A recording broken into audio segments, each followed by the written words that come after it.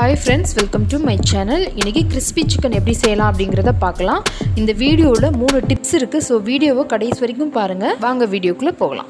இன்னைக்கு நான் 2 பெரிய லெக் பீஸும் ஒரு சின்ன பீஸும் எடுத்துர்க்கேன். உங்களுக்கு வேணும்னா நார்மல் சைஸ்ல இருக்க லெக் பீஸ் எடுத்துக்கோங்க. டிப்ஸ் நம்பர் 1, கேரட் துருவத்துக்கு யூஸ் பண்ற அந்த பெரிய சைஸ்ல இருக்க அந்த ஸ்லைசரை சிக்கன் வச்சு லைட்டா அப்படியே கீறி விடுங்க. இப்படி கீறறதுனால சிக்கன்ல வந்து நல்லா உள்ள அந்த மசாலா அந்த இதெல்லாம் நல்லா உள்ள நல்லா டீப்பா இறங்கும். சிக்கன் வாங்கும்போதே இந்த மாதிரி கட் போட்டு வாங்கிக்கோங்க. அவங்க 2-3 கட் போடுவாங்க, இன்னும் எக்ஸ்ட்ரா கூட கட் போட்டு வாங்கிக்கோங்க.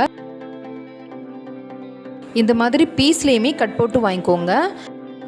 5 பல்லு பூண்டை தோல் உரிச்சிட்டு நல்லா துருவி வச்சுக்கோங்க. 10 மிளகு நல்லா இடித்து வச்சுக்கோங்க. ரெட் சில்லி ஃப்ளேக்ஸ் இருந்தால் சேர்த்துக்கோங்க, இல்லைனா காஞ்ச மிளகாவை நல்லா மிக்சியில் கொடுத்து ஒரு அடி அடிச்சுக்கோங்க. டிப்ஸ் நம்பர் 2, பெரிய சைஸ் பாத்திரம் எடுத்துக்கோங்க. அதில் சிக்கனை வந்து சேர்த்துக்கோங்க.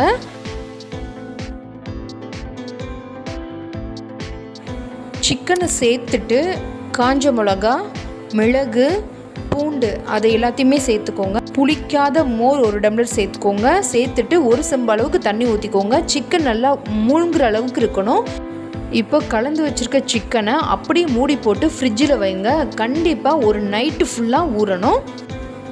ஒரு நைட்டு ஃபுல்லாக ஊறினதுக்கப்புறம் இப்படி தான் இருக்கும். நான் இன்றைக்கி ஹாப்பிமா ஃப்ரைட் ரைஸ் மிக்ஸ் எடுத்திருக்கேன். அதை 3 பாட்டாக பிரித்து வச்சுக்கலாம். ஒரு பாட் மாவில் கொஞ்சம் கொஞ்சமாக தண்ணி ஆட் பண்ணி கட்டி இல்லாமல் தோசை மாவு பதத்துக்கு எடுத்து வச்சுக்கோங்க. டிப்ஸ் நம்பர் 3, இன்னொரு பாட் மாவில் கொஞ்சமாக தண்ணி ஆட் பண்ணி சப்பாத்தி மாவு அளவுக்கு அதை பிணைஞ்சு வச்சுக்கோங்க. சப்பாத்தி மாவு மாதிரி பிணைஞ்சு வச்சுருக்க மாவை கேரட் துருவுறதை வச்சு லைட்டாக துருவி எடுத்துக்கோங்க. இந்த மாதிரி 3 மாவையும் ரெடி பண்ணி வச்சுக்கோங்க. இப்போ சிக்கனை நல்லா தோசை மாவு மாதிரி கரைச்சி வச்சுருக்க அந்த மாவில் நல்லா டிப் பண்ணிக்கோங்க.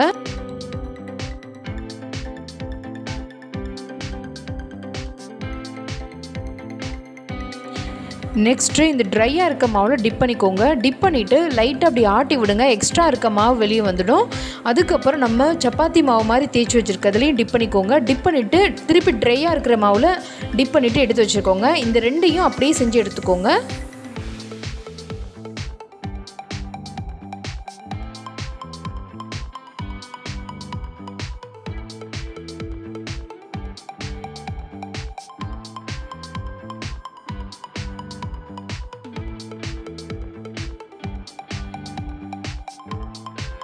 எல்லாத்தையும் நல்லா டிப் பண்ணி எடுத்துக்கிட்டோம். இப்போ நம்ம ஆயிலில் ஃப்ரை பண்ணி எடுத்துக்கலாம்.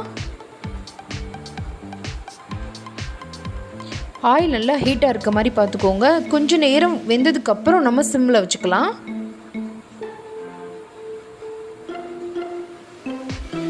ஒன் சைடு வெந்ததுக்கப்புறம் ஆப்போசிட் சைடு அப்படியே திருப்பி போடுங்க. இது நல்லா ஃப்ரை ஆகிட்டுருக்கட்டும். அதுக்குள்ளாடி நம்ம மயோனைஸ் எப்படி செய்யலாம் அப்படிங்கிறத பார்த்துட்டு வந்துடலாம். ஒரு சின்ன மிக்ஸி ஜாரில் 1 எக்கு சேர்த்துக்கோங்க. 2 பல்லு பூண்டு, லெமன் ஜூஸ் 2 ஸ்பூன், ஒரு 4 மிளகு, எந்த ஃப்ளேவரும் இல்லாத ஆயில் ஒரு 1/4 கப் சேர்த்துக்கோங்க. இன்றைக்கி நான் சன்ஃப்ளவர் ஆயில் சேர்த்துருக்கேன். நல்லா அரைச்சி எடுத்துக்கோங்க. சூப்பரான மைனஸ் ரெடி ஆயிரும். இப்போ நம்மளோட சிக்கனும் ரெடி ஆயிடுச்சு. எல்லோரும் நல்லா என்ஜாய் பண்ணி சாப்பிட்டாங்க. நீங்களும் இந்த 3 டிப்பை ஃபாலோ பண்ணி சிக்கன் ஃப்ரை செய்யுங்க. டேஸ்ட்டு சூப்பராக இருக்கும். மயோனைஸும் சூப்பராக இருந்துச்சு. தேங்க்யூ ஃபார் வாட்சிங்.